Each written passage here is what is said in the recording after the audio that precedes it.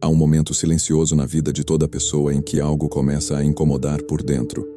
Não é tristeza comum, não é ansiedade clara, é uma sensação estranha, quase invisível, como se você estivesse vivendo, mas não totalmente presente. Como se algo em você estivesse assistindo a própria vida passar, sem conseguir intervir. Você cumpre seus papéis, responde às expectativas, pensa, reage, se preocupa, mas em algum ponto profundo, surge uma pergunta que não vai embora. Sou mesmo eu quem está vivendo tudo isso? Se essa pergunta já passou por você, mesmo que de forma vaga, então este vídeo não é um acaso. Porque segundo Carl Jung, esse incômodo não é um problema, é um sinal. Um sinal de que algo em você começou a se separar. Enquanto você escuta estas palavras agora, há dois movimentos acontecendo ao mesmo tempo dentro de você. Um deles está pensando, avaliando, concordando ou discordando, comparando o que houve com suas experiências passadas. Mas há outro movimento mais sutil, quase despercebido. Algo em você está apenas observando, observando os pensamentos surgirem, observando as emoções reagirem, observando até mesmo a sensação de estar ouvindo. Jung chamaria isso de um dos momentos mais decisivos da vida psíquica. O instante em que o ego começa a ser visto, em vez de comandar sozinho. A maioria das pessoas passa a vida inteira sem perceber essa divisão. Elas confundem a voz interna, a narrativa constante, a personalidade construída, com aquilo que realmente são. Vivem totalmente identificadas com seus pensamentos, suas histórias, seus papéis sociais. Para Jung, isso não é culpa do indivíduo, é o resultado natural de uma psique que nunca foi ensinada a se observar. Desde cedo aprendemos quem devemos ser, o que devemos sentir, como devemos agir. Aprendemos a vestir máscaras, e com o tempo, esquecemos que são máscaras. Jung chamou essa máscara de persona. A persona é necessária. Ela nos permite existir em sociedade, trabalhar, nos relacionar. O problema começa quando o indivíduo acredita que é apenas essa persona, quando toda a sua identidade fica aprisionada naquilo que ele apresenta ao mundo. Nesse ponto, algo essencial se perde. A relação com o self, o centro regulador mais profundo da psique. É aqui que nasce a sensação de vazio que tantas pessoas tentam preencher com distrações, conquistas, relacionamentos ou explicações espirituais apressadas. Não é que falte algo externo, falta consciência daquilo que já está presente. O ego, inflado e sobrecarregado, tenta controlar tudo, entender tudo, justificar tudo. E quanto mais tenta, mais cansado fica. Jung observou que esse cansaço não vem da vida em si, mas do esforço constante de sustentar uma identidade que não é total. Quando o observador começa a emergir, algo muda de forma quase imperceptível. Você percebe que pensamentos surgem e desaparecem, emoções aparecem e se transformam, impulsos vêm e vão. E pela primeira vez, você não está totalmente fundido a eles. Isso não significa que você se torna frio, distante ou indiferente. Pelo contrário, significa que você começa a ter espaço interno, um espaço onde é possível perceber sem reagir automaticamente. Jung afirmava que consciência não é eliminar conteúdos psíquicos, mas relacionar-se com eles. O indivíduo inconsciente reage, o indivíduo consciente observa. Essa diferença parece pequena, mas transforma tudo, porque quando você observa um pensamento, ele já não é você. Quando você observa uma emoção, ela já não governa completamente suas ações. Quando você observa um medo, ele perde o poder absoluto que tinha quando era invisível. Esse é o verdadeiro início da individuação. Não quando você se sente especial, iluminado ou superior, mas quando percebe, com uma mistura de estranhamento e alívio, que você não é apenas aquilo que acontece dentro da sua mente. Existe algo mais profundo, mais estável, mais silencioso, que estava ali o tempo todo, esperando ser reconhecido. E aqui surge uma verdade desconfortável, que Jung nunca suavizou. Quanto mais uma pessoa resiste a esse observador, mais ela sofre. Porque resistir à consciência é tentar manter intacta uma identidade que já começou a rachar. É insistir em viver como personagem quando o diretor interno já pediu silêncio. Talvez você já tenha sentido isso, momentos em que antigas certezas não funcionam mais. Reações que antes eram automáticas começam a parecer estranhas. Pessoas próximas passam a dizer que você mudou, mesmo sem saber explicar por quê. Isso acontece porque, aos poucos, o observador começa a iluminar regiões da psique que antes operavam no escuro. E aquilo que vive no escuro, quando é visto, jamais volta a ser o mesmo. Esse processo não é confortável. Jung deixou isso claro. Tornar-se consciente não é se tornar feliz o tempo todo, é se tornar inteiro. E a inteireza exige olhar não apenas para a luz, mas também para aquilo que foi negado, reprimido, projetado. Mas tudo começa aqui, no simples, porém radical, reconhecimento de que há algo em você que vê. E quando você percebe isso, mesmo que por um instante, a vida já não pode mais ser vivida da mesma forma. Quando o observador começa a surgir, a primeira coisa que ele ilumina não é a luz, mas a estrutura que sustentava a sua identidade até então. Jung foi muito claro ao afirmar que o ego não é o inimigo, mas também não é o centro real da psique. O ego é uma função necessária, organizada em torno da persona, moldada pelas expectativas externas, pela história pessoal e pelas exigências do mundo. O problema começa quando o ego acredita que é o todo, quando ele se torna absoluto. É nesse ponto que a vida começa a parecer pesada. Não porque ela seja, mas porque o ego tenta carregar sozinho algo que não foi feito para sustentar.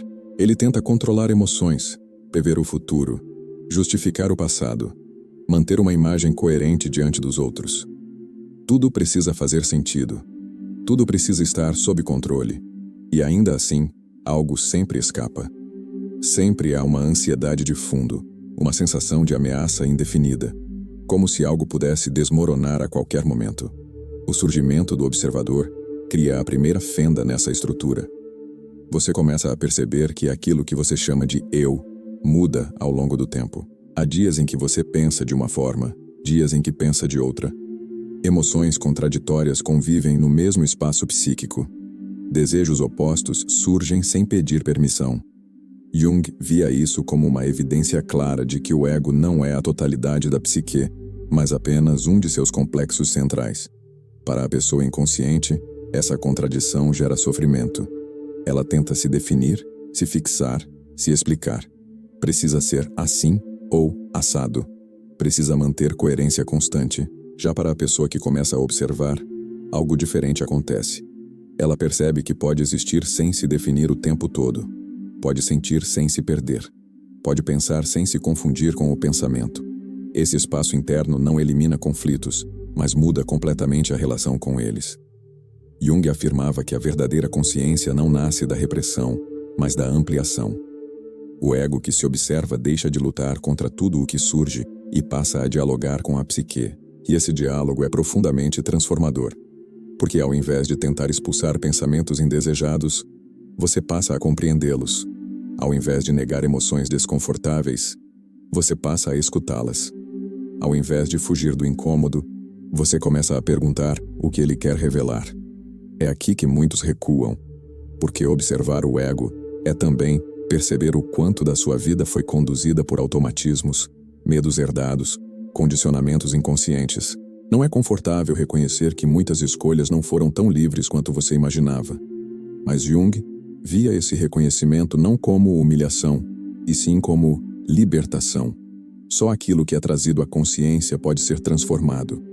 O que permanece inconsciente continua governando a vida a partir das sombras. À medida que o observador se fortalece, a persona começa a perder rigidez. Você continua desempenhando papéis, mas já não acredita totalmente neles. Já não precisa provar quem é o tempo todo. Já não reage com a mesma intensidade quando sua imagem é ameaçada. Isso não acontece por indiferença, mas porque algo mais profundo começa a servir de eixo interno. O self começa a ser pressentido, não como um conceito, mas como uma sensação de centro silencioso. Esse é um ponto crucial do processo, porque a partir daqui, a consciência deixa de ser apenas um lampejo e começa a se tornar uma postura diante da vida. Você ainda pensa, sente, erra, se confunde, mas algo em você permanece lúcido, observando, registrando, aprendendo, e essa presença muda tudo, mesmo quando nada externamente parece ter mudado. A individuação não começa com respostas. Ela começa com essa capacidade de sustentar perguntas sem fugir delas. de permanecer presente mesmo quando a identidade antiga começa a se dissolver. E quando isso acontece, o caminho já foi aberto. Não há mais retorno completo ao estado anterior. Algo em você passou a ver.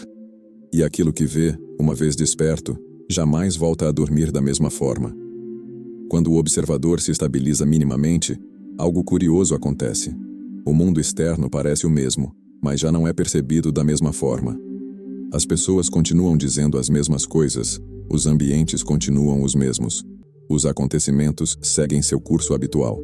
No entanto, a forma como tudo isso é registrado internamente muda radicalmente. Jung afirmava que não vemos o mundo como ele é, mas como somos. E quando a estrutura interna se transforma, a realidade externa inevitavelmente muda de significado. A pessoa inconsciente acredita estar reagindo ao mundo. Na verdade, está reagindo às próprias projeções. Emoções não reconhecidas, desejos reprimidos, medos não elaborados, são lançados para fora e colados nas pessoas, nas situações, nos eventos. Aquilo que não é visto dentro passa a ser combatido fora. Jung chamou isso de projeção, e considerava esse mecanismo um dos maiores responsáveis pelo sofrimento humano. Quando o observador desperta, esse processo começa a ser percebido em tempo real. Você nota reações que antes pareciam automáticas. Percebe irritações desproporcionais, encantamentos excessivos, rejeições instantâneas. E pela primeira vez surge uma pergunta desconcertante. O que exatamente isso diz sobre mim? Esse simples deslocamento da atenção, do outro para dentro, já é um ato profundo de consciência. É aqui que a sombra começa a se revelar. Para Jung, a sombra não é apenas aquilo que é ruim ou moralmente condenável. Ela é tudo aquilo que foi excluído da identidade consciente para que o ego pudesse se adaptar, ser aceito, sobreviver. Qualidades reprimidas, impulsos negados, fragilidades escondidas, mas também potenciais não vividos, forças abafadas, desejos legítimos que nunca encontraram espaço. A sombra cresce exatamente na mesma proporção em que a persona se rigidifica. Quando o indivíduo começa a enxergar sua própria sombra, algo muda profundamente nas relações. A necessidade de atacar diminui. A urgência de convencer os outros enfraquece. O impulso de se defender o tempo todo começa a perder força, não porque a pessoa se torna passiva, mas porque passa a compreender que muitas batalhas externas eram, na verdade, conflitos internos projetados. Jung dizia que tudo o que nos irrita intensamente nos outros pode nos conduzir a um maior autoconhecimento. Esse processo não é confortável. A consciência não oferece atalhos. Olhar para a sombra exige maturidade emocional, porque ela confronta a imagem idealizada que o ego construiu de si mesmo.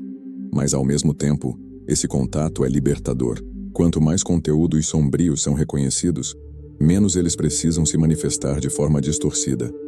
Aquilo que é visto deixa de agir pelas costas. Com o tempo, o observador passa a perceber algo ainda mais sutil. As pessoas não estão atacando você pessoalmente. Estão reagindo às suas próprias sombras, assim como você reagia às suas. Esse entendimento muda completamente a qualidade da resposta. Onde antes havia reação impulsiva, agora surge discernimento. Onde havia raiva imediata, surge distância interna. Não indiferença, mas clareza. Jung afirmava que o verdadeiro progresso psicológico não se mede pelo quanto alguém se sente bem, mas pelo quanto consegue sustentar a tensão dos opostos sem se fragmentar. A pessoa consciente consegue perceber simultaneamente sua luz e sua sombra, sua força e sua fragilidade, sem precisar escolher uma e negar a outra. Essa capacidade amplia enormemente a percepção do mundo. Você começa a ver tristeza por trás da agressividade, medo por trás do controle, carência por trás da arrogância.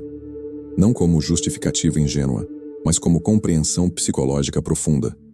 Isso não elimina limites, mas torna as respostas mais precisas, menos emocionais, menos defensivas, mais inteiras.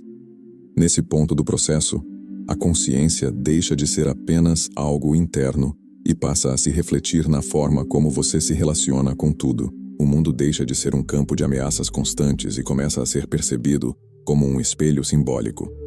Um espelho que não acusa, mas revela.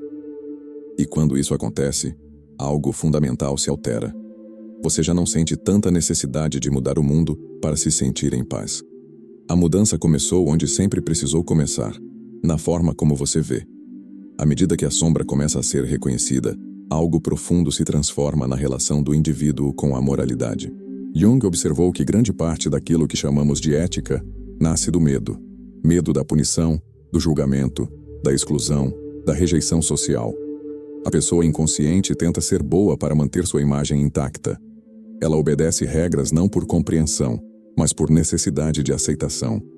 E essa obediência forçada gera um conflito silencioso dentro da psique. A culpa é o principal instrumento desse conflito. Não a culpa genuína que sinaliza responsabilidade real, mas a culpa neurótica, que surge quando o indivíduo luta contra aspectos naturais de si mesmo. Jung afirmava que a repressão moral excessiva não torna o ser humano melhor, apenas mais dividido. Quanto mais alguém tenta expulsar sua sombra em nome de uma imagem ideal, mais essa sombra se fortalece no inconsciente, buscando formas indiretas de se manifestar. Quando o observador está presente, a moralidade começa a mudar de lugar. Ela deixa de ser uma imposição externa e passa a emergir de dentro. Não porque o indivíduo se torne permissivo ou indiferente, mas porque começa a compreender as consequências psíquicas de seus atos. Ele percebe que ferir o outro é, inevitavelmente, ferir a si mesmo, não por dogma, mas por estrutura psíquica. Jung chamava isso de responsabilidade interior, algo muito diferente de obediência cega. Nesse estágio, o indivíduo já não precisa se vigiar o tempo todo. Ele não age corretamente para provar que é bom. Age de forma mais íntegra, porque percebe quando algo viola sua totalidade interna. A ética deixa de ser um esforço e se torna uma consequência da integração. Quanto mais fragmentada é a psique, mais regras são necessárias. Quanto mais integrada, menos vigilância externa é exigida. Isso não significa ausência de erros. A pessoa consciente erra, falha, se engana. A diferença é que ela não se destrói internamente por isso. Em vez de entrar em ciclos de autopunição, ela observa, aprende e corrige. Jung diferenciava claramente a culpa que paralisa da responsabilidade que transforma. A primeira mantém o ego preso a uma identidade negativa. A segunda amplia a consciência e fortalece o self. Esse movimento muda radicalmente a forma como o indivíduo se posiciona no mundo. Ele deixa de julgar compulsivamente os outros, porque reconhece neles a mesma luta psíquica que já começou a enxergar em si. Isso não o torna ingênuo nem tolerante com tudo, mas mais preciso em suas respostas. Menos moralista, menos reativo, mais lúcido. A integração da sombra também dissolve a necessidade constante de comparação. O indivíduo já não precisa se sentir superior nem inferior. Ele compreende que cada pessoa está em um estágio diferente do próprio processo de individuação. Essa compreensão gera uma forma rara de humildade, não aquela que diminui, mas aquela que enxerga a complexidade humana sem ilusões. Jung afirmava que a verdadeira maturidade psicológica começa quando o indivíduo aceita que carrega contradições. Luz e escuridão. Amor e agressividade. Coragem e medo. A consciência não elimina esses opostos, ela os sustenta. E é exatamente essa capacidade de sustentar tensões internas que diferencia uma moralidade viva de uma moralidade imposta. Quando a ética nasce dessa integração, algo se acalma profundamente. Você já não vive tentando ser alguém melhor o tempo todo, vive tentando ser mais inteiro. E essa inteireza se reflete naturalmente nas escolhas, nas relações e na forma como você se posiciona diante da vida. Nesse ponto, a consciência deixa de ser apenas observação. Ela começa a se tornar direção interna. E quando isso acontece, o processo de individuação entra em uma fase ainda mais profunda, aquela em que o tempo, o sentido da vida e a própria finitude começam a ser vistos de outra forma. Quando a consciência se aprofunda, algo ainda mais sutil começa a se transformar: a forma como o tempo é vivido. Jung observou que grande parte do sofrimento humano não vem dos fatos em si, mas da relação que a psique estabelece com o passado e com o futuro. O indivíduo inconsciente vive aprisionado em um tempo psicológico, revivendo feridas antigas, antecipando ameaças, tentando garantir um controle que nunca se completa. Ele raramente está onde a vida realmente acontece. À medida que o observador se fortalece, essa relação começa a mudar. Não porque o passado desaparece ou o futuro deixa de existir, mas porque ambos passam a ser vistos como conteúdos psíquicos, não como realidades absolutas. O passado se revela como memória carregada de afetos. O futuro, como imaginação moldada por desejos e medos. O presente, por sua vez, surge como o único espaço onde a consciência pode realmente atuar. Jung via esse deslocamento como um passo essencial da individuação. Enquanto o ego vive tentando resolver a vida inteira de uma vez, o self se manifesta no instante presente. O ego pergunta constantemente: o que isso significa para mim? O self, em silêncio, apenas se expressa. E quanto mais o indivíduo aprende a permanecer presente, mais começa a perceber sinais, símbolos e orientações internas que antes passavam despercebidos. É nesse ponto que o sentido da vida deixa de ser uma construção intelectual e passa a ser uma experiência.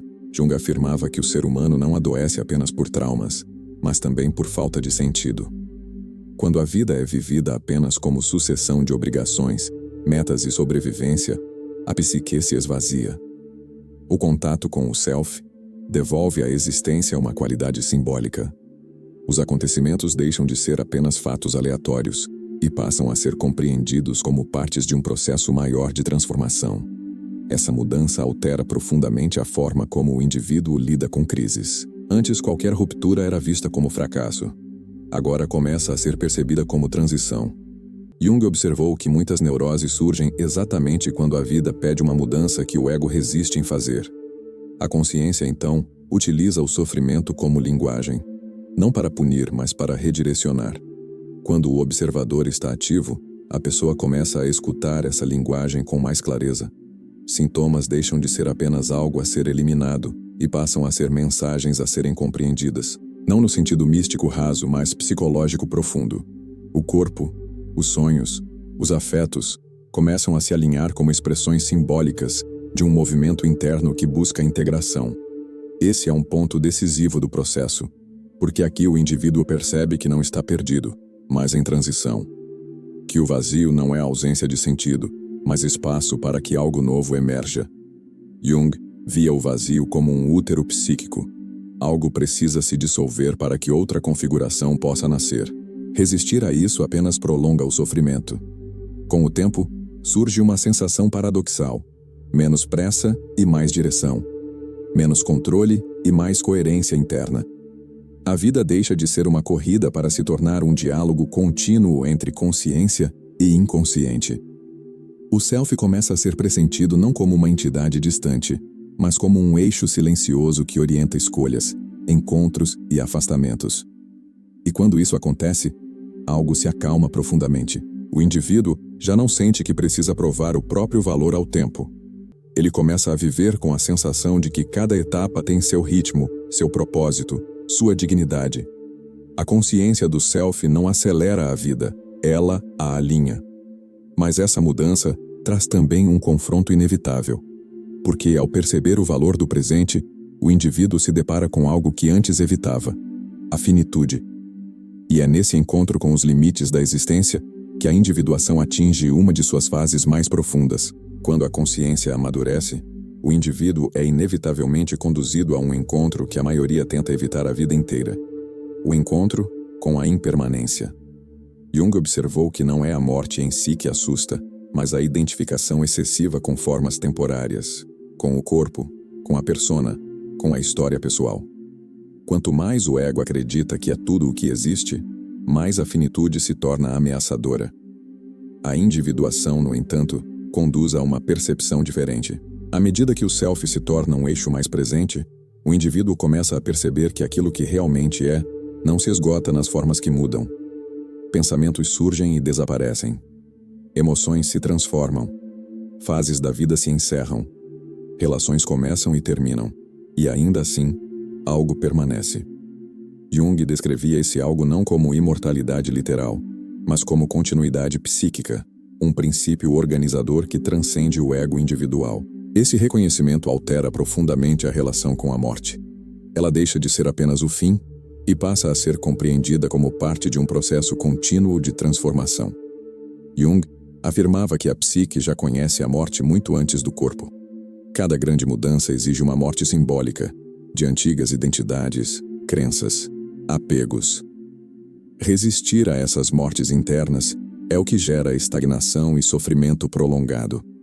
A pessoa consciente começa a perceber a morte em pequenos gestos do cotidiano, no fim de um ciclo, no encerramento de uma etapa, na perda de uma imagem antiga de si mesma. E ao invés de lutar contra isso, aprende a acompanhar o movimento. Essa aceitação não é resignação, mas maturidade.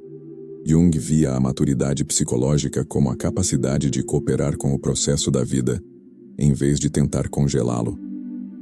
Essa postura transforma radicalmente a forma de viver. Quando você reconhece a impermanência, cada momento ganha densidade. As experiências deixam de ser adiadas. As palavras importantes não são mais guardadas para depois. O contato humano se torna mais presente, mais verdadeiro. Não porque a vida se torna dramática, mas porque passa a ser vivida com consciência. O indivíduo que integrou essa percepção já não tenta se agarrar desesperadamente à juventude, ao controle ou à certeza absoluta. Ele compreende que cada fase da vida possui sua própria verdade.